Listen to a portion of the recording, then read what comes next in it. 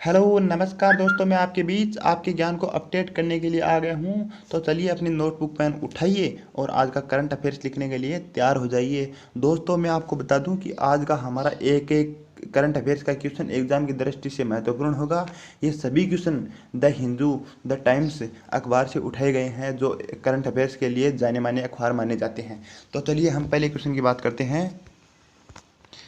निम्न में से किस महिला को भारत की मानव कंप्यूटर कहते हैं जिन्होंने 18 जून 1980 का गणना का विश्व रिकॉर्ड बनाया था? तो इसका आंसर होगा शकुंतला देवी। अब शकुंतला देवी है, इसे मानव कंप्यूटर कहते हैं और इसका दूसरा नाम वंडर वुमेन। कौन सा? Wonder women.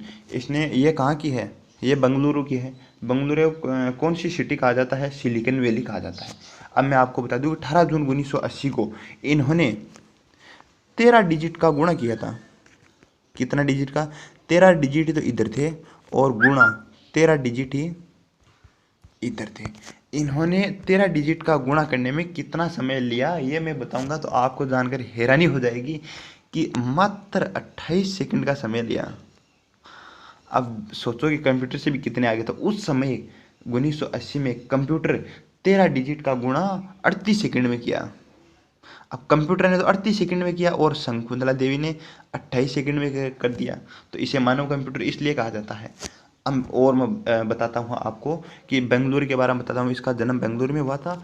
तो बेंगलुरु पहला ऐसा शहर है जिसने अपना स्वयं का लोगो लॉन्च किया। बेंगलुरु को बगीचों का शहर भी कहा जाता है। अब इसकी के साथ दो क्वेश्चन और बताता हूँ मैं आपको कि एक तो मिसाइल वुमेन ऑफ इंडिया किसे कहा जाता है? टेसी थॉमस। किसे? टेथी थॉमस। और इसके साथ ही missile man of India APJ Abdul कलाम।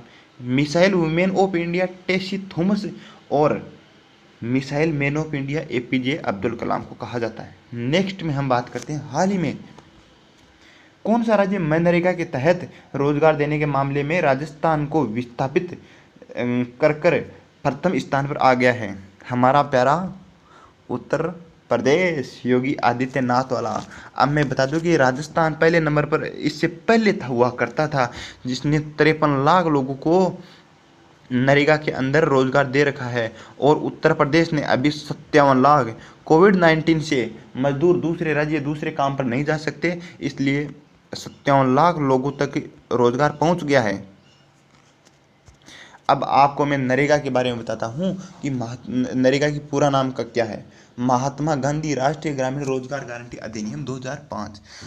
अब मैं बात एक को बताता हूँ। महात्मा गांधी नाम 2 अक्टूबर 2009 को जोड़ा गया नाम।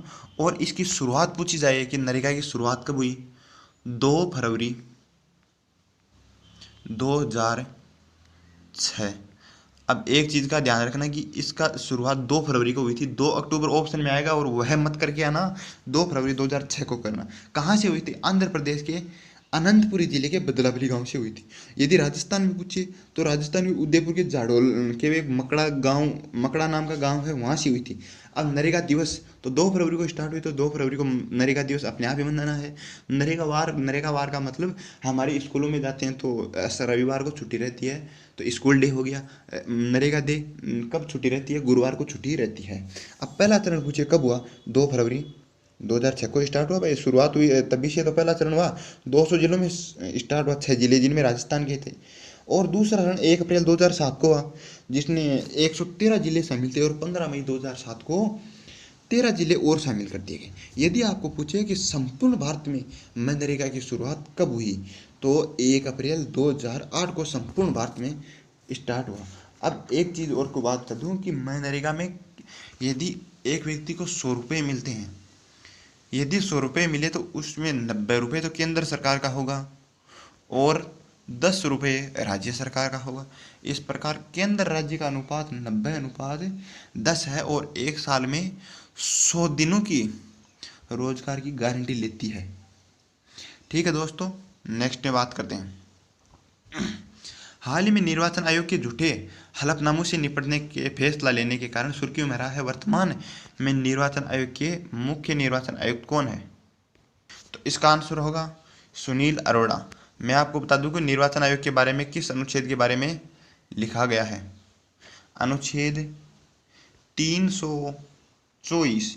यह एक संवैधानिक निकाय है।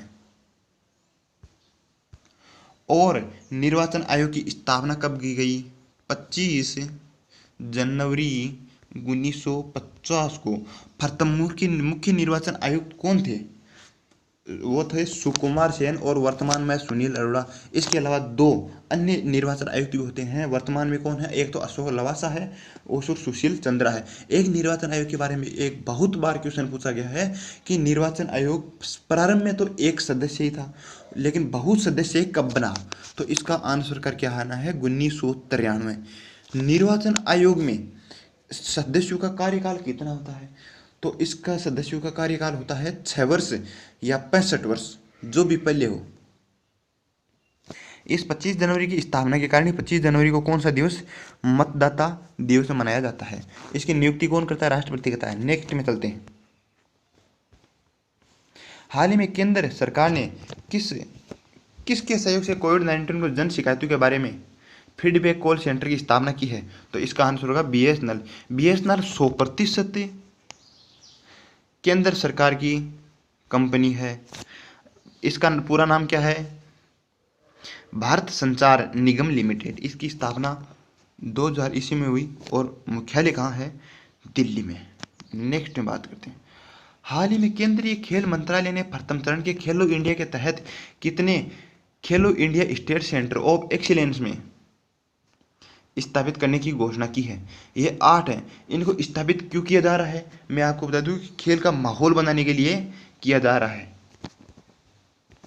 अब खेलो इंडिया के तहत किए जा रहे हैं। तो 2020 के खेलो इंडिया गेम कहाँ हुए? गुवाहाटी में हुए। और इसमें पहले स्थान पर कौन रहा? महाराष्ट्र रहा है। गुवाहाटी कहाँ? असम। और इसके साथ एक और क्वेश्चन है, खेलो इंडिया यूनिवर्सिटी 2020 गेम कहाँ हुई?